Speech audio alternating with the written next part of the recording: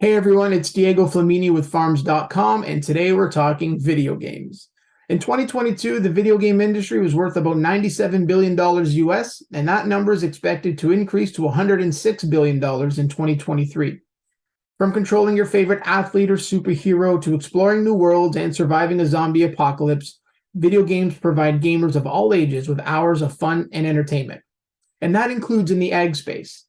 Farming Simulator from Giant Software is the #1 farming simulator game in the world. The game allows players to control more than 100 pieces of farm equipment from different manufacturers to plant crops like corn and sunflowers, or raise animals like cows, chickens, and pigs. The game has gotten so popular that developers at Giant Software have to turn away requests from manufacturers who want their equipment featured in the game. I recently spoke with Martin Seidel, an account manager at Giant Software, and Martin Ravel, head of marketing with Giant Software, about how a piece of farm equipment gets into the game and the feedback they've received from manufacturers. I'm Martin Rabe. I'm the head of marketing PR at Giant Software. I arrived, I think, a bit before you, Martin, 2014. And yeah, but at least from my perspective, what I can say is that when I joined, it was definitely a bit different than now. And even in the beginning, I guess it was it was even more different. Like when I joined and went to farming conventions, we still had to introduce ourselves to some of the manufacturers. These days, at least last time I was at Agritechnica, for example, pretty much all of them knew us already. So it's easier now to tell them like what farming simulator even is, because some didn't know it in the past. But I think that kind of changed now, and yeah, with so many brands in the game now, I think one of the main challenges like actually deciding like what makes it into the game from which brands, but then also of course like which brands even to add. I think maybe Martin, that's something where you can chip in and also introduce yourself a bit. Yes, of course. So, yeah, my name is Martin Seidel. I'm with Giant since 2019, so not quite that long as Martin Rabel is, but yeah, already 4 years, right? So I'm account manager, and as account manager, I'm mainly responsible for most of our B2B partnerships, targeted for the ag machinery companies, I would say, or all those B2B partners who would like to become visible within the game, I would say, right? That's one of my main tasks, negotiations with those, taking care of those, acquiring probably new brands, new partners, taking care for any, let's say, cold requests we receive from brands. It's quite a lot. Yeah, and then of course also the decision making in terms of which machine, right, from which brand, like Martin said, can be featured in the game, who gets a slot for, let's say, a 600 horsepower tractor, and who probably is not getting such a slot for the game and so on. Yeah, so that's mainly what I'm doing, and I would definitely agree with Martin that nowadays we are not really in the need to introduce ourselves, right? So Right. I would say everybody from the industry knows the game and has at least heard about it, or plays it on his own as well. Right. If you had to estimate how many brands kind of are in waiting in terms of, wanting to be in the game and have reached out to you, but, really there hasn't been a spot.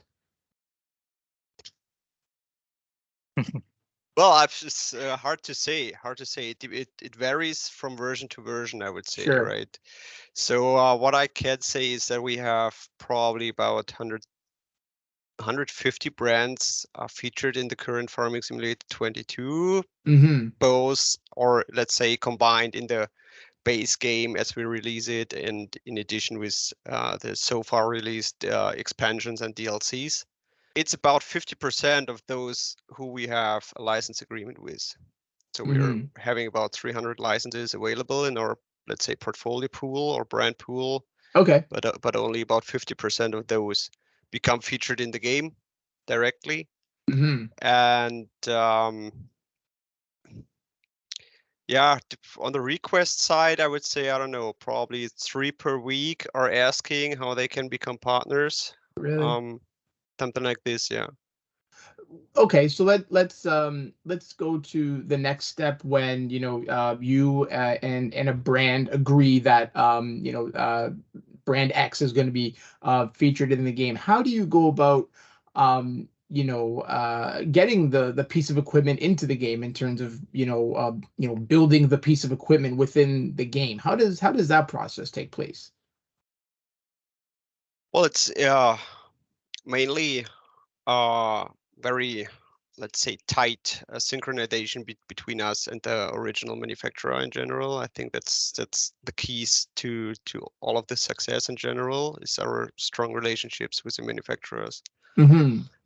In the very beginning, that's at least what I heard, because I was not part of the very beginning, but what I Right. heard is that the first machines were recreated based on image references we could find in the web, more or less on our own, or everybody can find on his own in the web, and then try to somehow recreate it in a 3D program, right, as a 3D object. And of course, with the growing success and knowledge of the game, I think, across the world and also inside of the industry itself, manufacturers became more open-minded, probably also, to our company and also to what we are doing, Mm-hmm. because they probably were a bit respectful at the very beginning, right? It was something new. Nobody has done it before, right? We were more or less the first farming simulator out there with licensed products, and yeah, I would say there were some, yeah, there was some respect in the industry, because Mm-hmm. nobody, and then after the first companies joined and made some good experiences with us, it of course, becomes more and more popular, and people get to know it. And of course, the inside of the agricultural industry, the companies are quite close, even if they are, competitors. They are still Mm-hmm. talking to each other and share their experiences, I would say. And then slowly we build up the trust within the industry. And nowadays, and also for a couple of years now, we are having access to the engineering files, CAD drawings usually from the companies. So they are sharing with us the CAD drawings they have, and they produce the machines based on, share it with us. And what we are doing is we are using those CAD drawings in addition with, again, image references and probably also brochures and manuals of the tools, and start again to recreate those from scratch. So we're not really using the CAD files in the game at all. What we Mm-hmm. are doing is we only use those as blueprints, right? Because a combine harvester, for example, from an engineering department is, I don't know, 5 gigabyte of size, right? It's very Mm-hmm. complex and has a lot of polygons and can't be used at all for our game engine for real-time rendering. When we are finished with the recreation, I would say we come out with probably 120 megabyte. So, but the visual appearance of the machine itself in the game, it is still like the reality, right? It still Right. looks very, very, very close to what was a original engineering file, but it's, yeah, tremendously reduced in the amount of detail from the 3D body. Um, so how long would that process take, maybe from receiving the engineering file to having a finished product where it can be included in the game for players to use? How long would that process take approximately? Varies, I would say, of Hmm. course, on the complexity and the size of the machine, right? Let's say a 3-meter cultivator is faster done than probably a cultivator with 18 meters or something like this.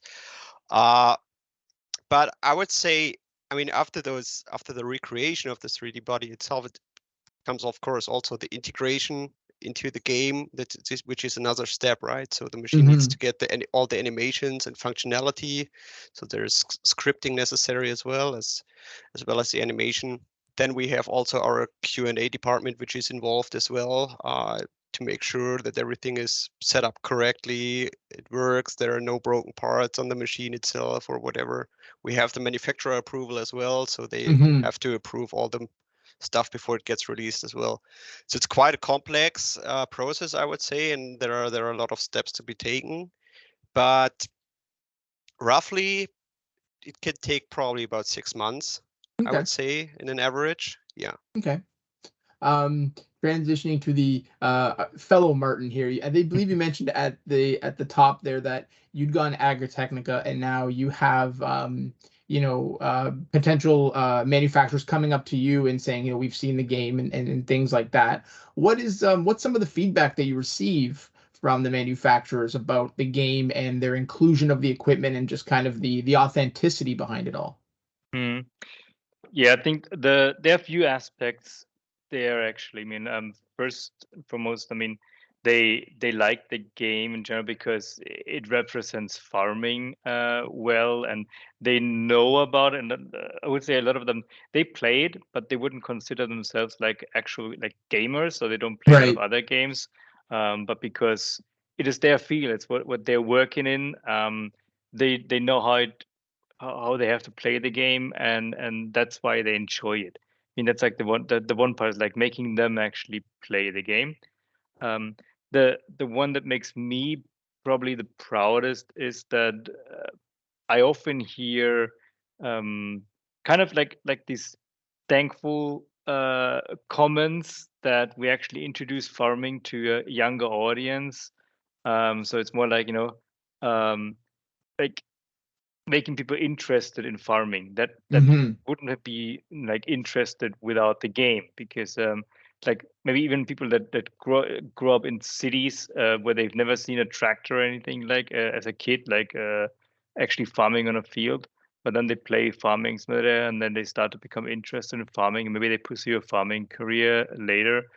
And that's something that makes me proud, because we've heard that many times. Like last time I was at at Agritechnica, that was like, yeah, thank you for making like younger people interested in farming again, or making farming cool, kind of. So that because there's like working on that image, also a bit like making people aware that like that you need to know a lot to actually be successful as a farmer. So it's not just go out there and throw shit around or so. It's actually like knowing which machines to buy, how to work on the field, how to be most efficient. I think that's actually what is what a lot of them find really cool about the game in general. Great. I believe the current version is Farming Simulator 22. Is that correct? Is there anything you can share about Farming Simulator 23 and when players might expect that, and anything new that you're able to share about the upcoming game? The big difference, difference from between Farming Simulator 23 and Farming Simulator 22 is that Farming Simulator 22 is on PC and consoles like PlayStation, Xbox, whereas Farming Simulator 23 will come out on the 23rd of May. Okay. And it's gonna be for a Nintendo Switch and iOS and Android. So it's different platforms. So in theory, would compare it more like to Farming Simulator 20, because that was the last game on these platforms. But yeah, in general, it's a similar game. Of course, it's a farming simulator. Compared to Farming Simulator 20, we also have like 2 maps now instead of 1 where you can play on. You have chicken that you can also like take care of. You have also the production chains that we are gonna have, that we introduced in Farming Simulator 22. So you can kind of continue working with the wheat. You can go to the bakery and produce stuff there. We also have over 100 authentic vehicles and tools. So there's still a lot to work with. And also, like, I mean, compared to Farming Simulator 20, I really enjoy like how the graphics improved. So it's another step up. Yeah. I mean, for us, it's like what's also always really good for us, like, especially in this segment with these like iOS, Android, or so, that these devices they get so powerful. Like 3 years ago, there were different machines, and now we can do more and more with the better the devices get. Right. So as the game systems get a little bit more powerful and sophisticated, does that allow you to do more in terms of maybe details on the equipment and what the machinery within the game can do? Yeah, definitely. Not sure if you know a bit more like in detail there, Martin, but in general, I mean, that's also what I realized, like since I came here. There are so many things that our programmers they want to do, and then also like in terms of realism on the machines, and then you notice that they draw a lot of resources from the machines, and then if you include too many of them, eventually the gameplay would lag, how we call it, or just be slower or stutter, not enough frames, and that's where then you have to make a compromise. I mean, I think when I joined, a big discussion were the lights very often on the machines, because there's also quite some calculations going on. So one of the first things, like around that time, when I like 2015, 2016.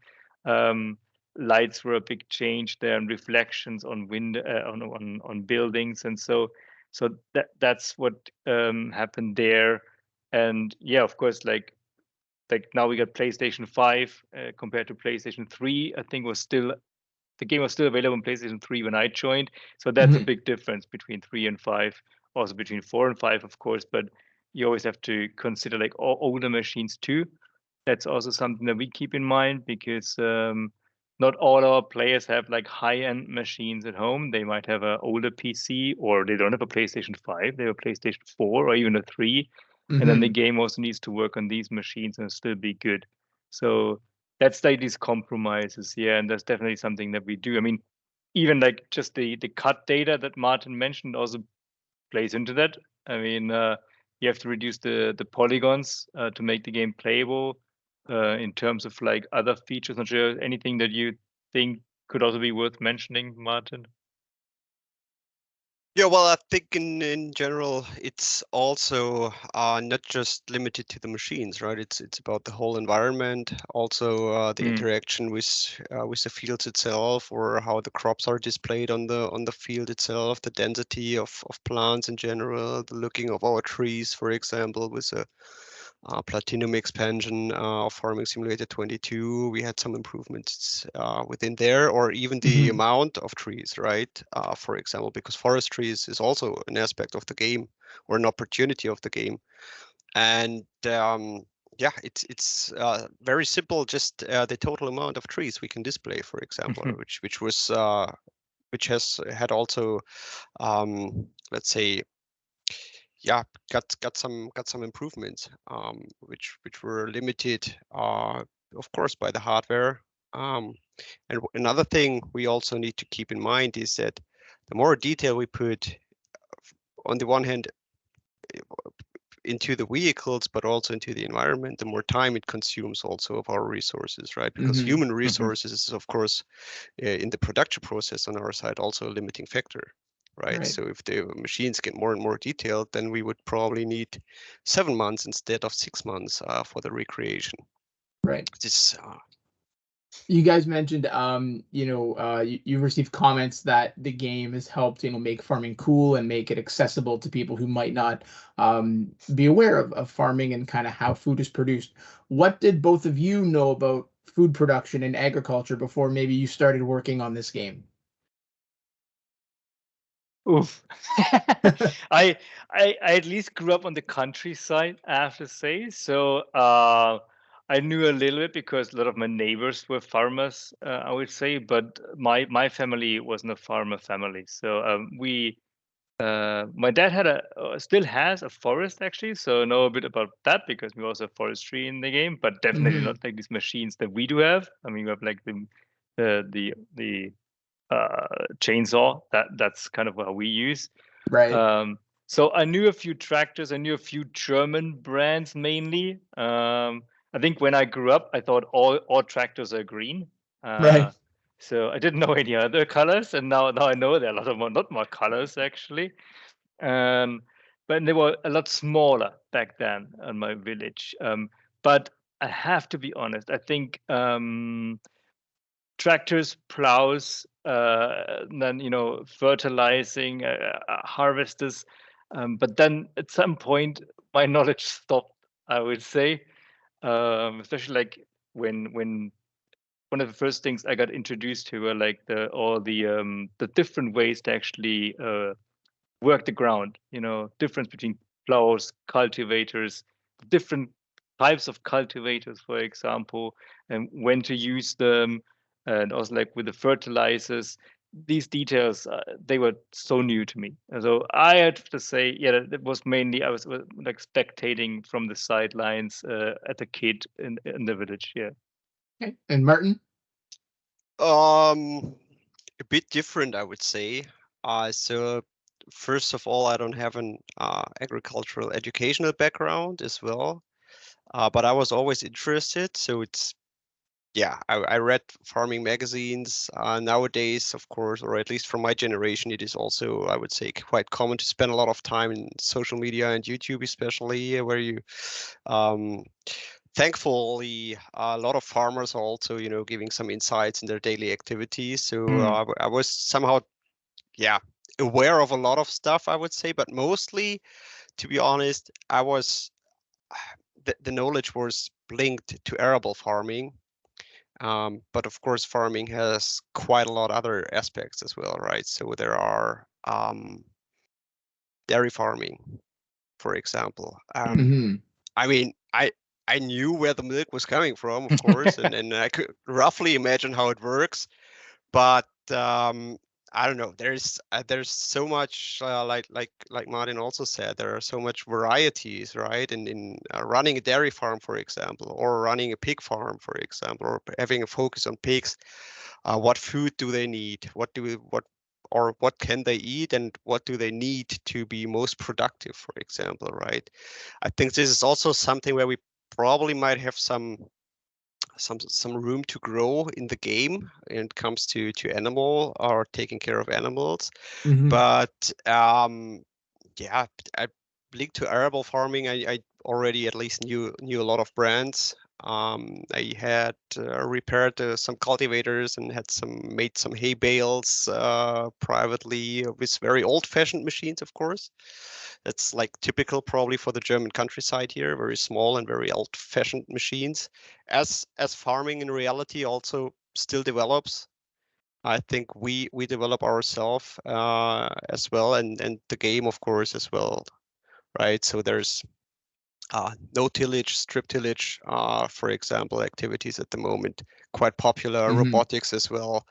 I mean, yeah, I mean, I couldn't imagine, things like this in my early childhood, but now it's there. It's happening actually. The change is coming, and precision farming, for example, stuff like this, right? It's was very new to me as well, right? But we're learning. We are in we have very good relationships to experts from the industry due to our B2B partnerships, who are also willing to teach us or provide us with knowledge. And yeah, that's how things are working. Great. Well, guys, I want to thank you again so much for taking some time to chat with me today about the game and how it's evolving. So thank you again so much for the time. You're very welcome.